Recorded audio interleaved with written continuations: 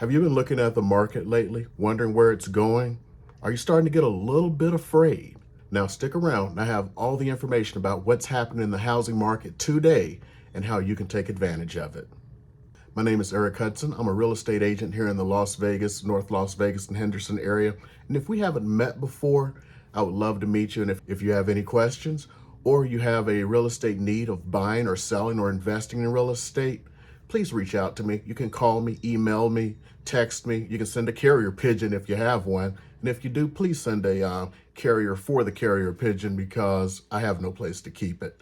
And if you look down and you see that red subscribe button, that means you haven't subscribed yet. Please do me that quick favor and hit that subscribe button because I produce new content every single week telling you about what's going on in the Las Vegas area and the housing market. Well, have you been looking at the news lately? If you have, you notice there's been a huge change in the housing market. It's like it hit a wall overnight. So let's start going through what's going on in the housing market and how and if you can take advantage of what's going on. If you're a home buyer, you actually now have a little bit of control. Although it is still a seller's market, it is not the seller's market that we had just 3 months ago. Now you have gained a little bit of control. If you want to start taking advantage of it, get out there as soon as possible. Because if you're lacking funds for things like your closing costs, now is the time. Home sellers are actually starting to give closing costs again, or at least the smart ones are, because the housing market is slowing down. Now the next question, has the housing market hit its peak? There's a good possibility that this has happened. Because if you look at it, interest rates have gone up, causing an increase in pricing for buyers, even without an increase in prices of houses. This is making it more difficult for buyers to afford a house.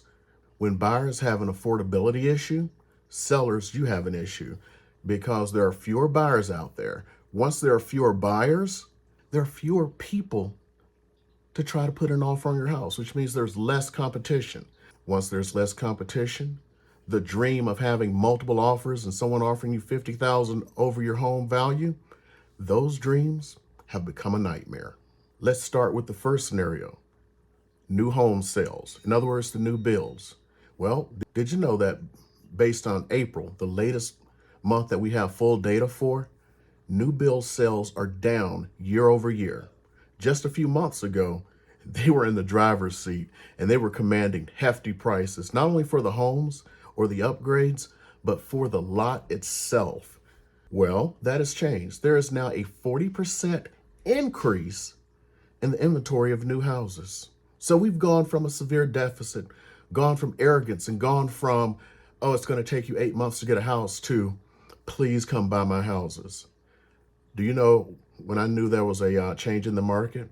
Well, that was when the new home builders started sending out stuff to agents. I mean, a lot of stuff, including, we'll give you 5% co-op. You know, a lot of these home builders just a few months ago didn't even pay commission if you had a real estate agent. It was like, they'll just come in. Now they're starting to beg. That shows signs that things are starting to change. So these new house sales, these are leading indicators of what's going on in the market overall. And one of the big reasons for this is their housing prices went up so much. Guess what? People are no longer willing to pay these increased prices. So now they're stuck with inventory. You've seen how much housing prices have gone up. I can't remember the last time I've seen a guy with a sign out going, hey, we have houses starting at 400,000 or under 400. It's been a while.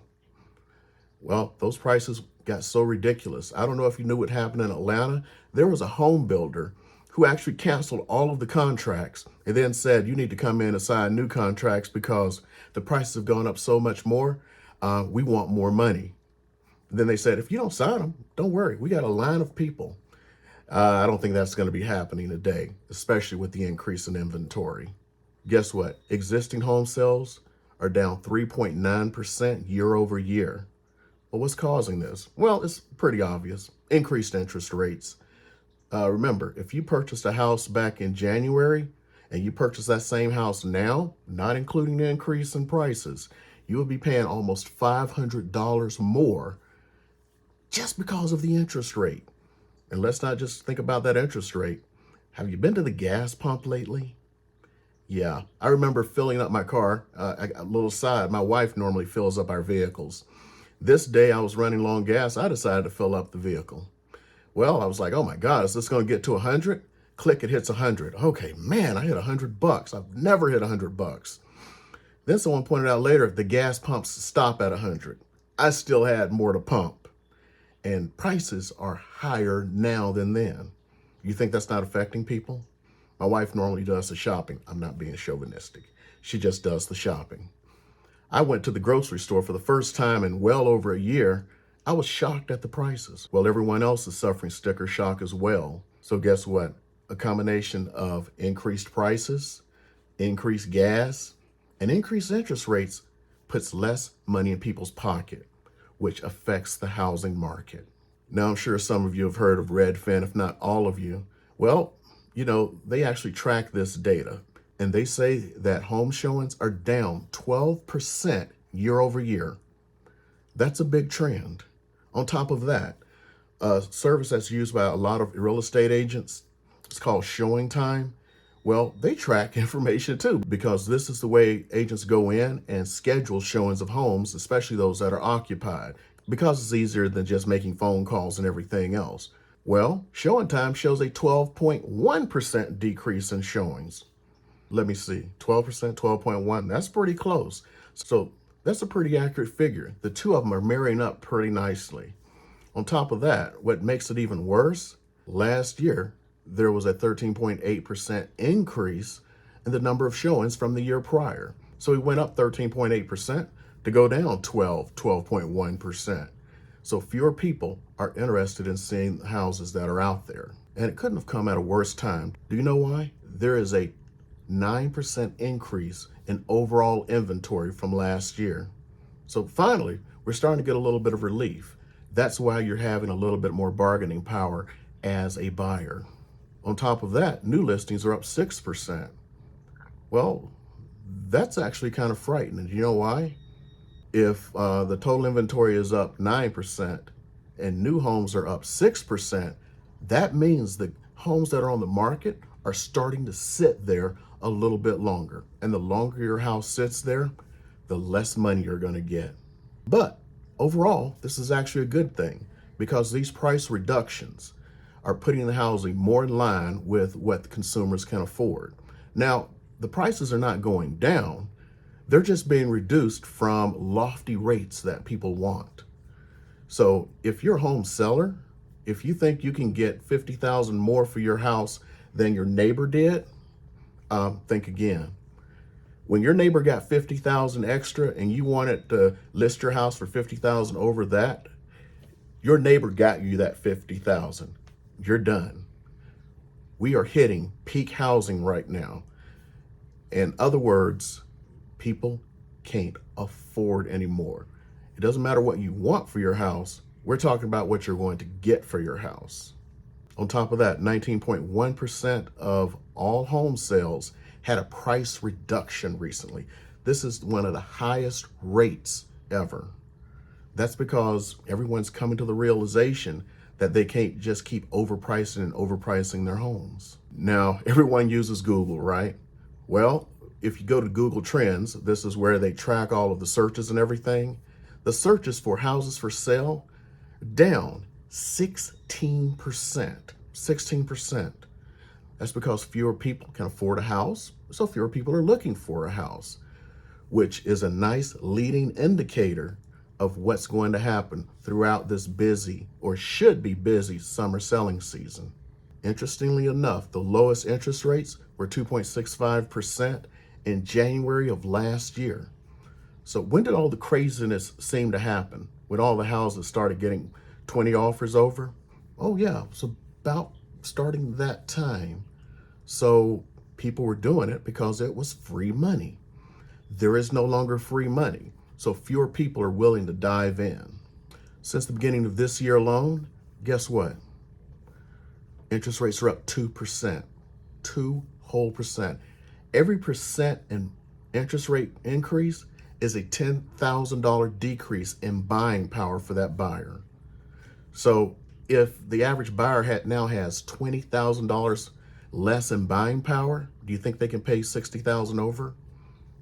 No, it's not going to happen. Not anymore. Like I said, that wall has been hit. It's like you hit 40 and everything starts going away.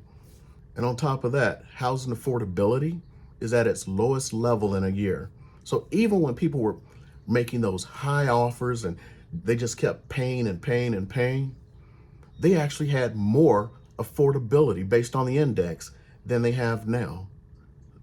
So that's kind of a lagging indicator.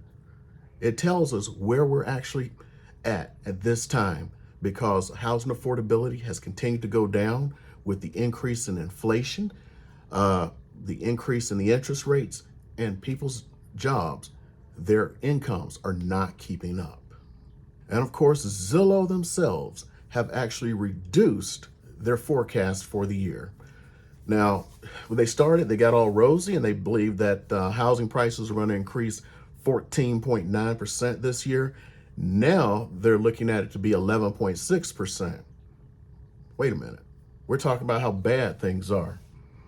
No matter what, 11.6% is greater than the 8.5% inflation we have right now. So housing is not going to decline anytime soon until we have a more balance in the market. So we have to look at the basic economics. Either the buyer's demand has to decrease significantly, or the inventory has to significantly increase.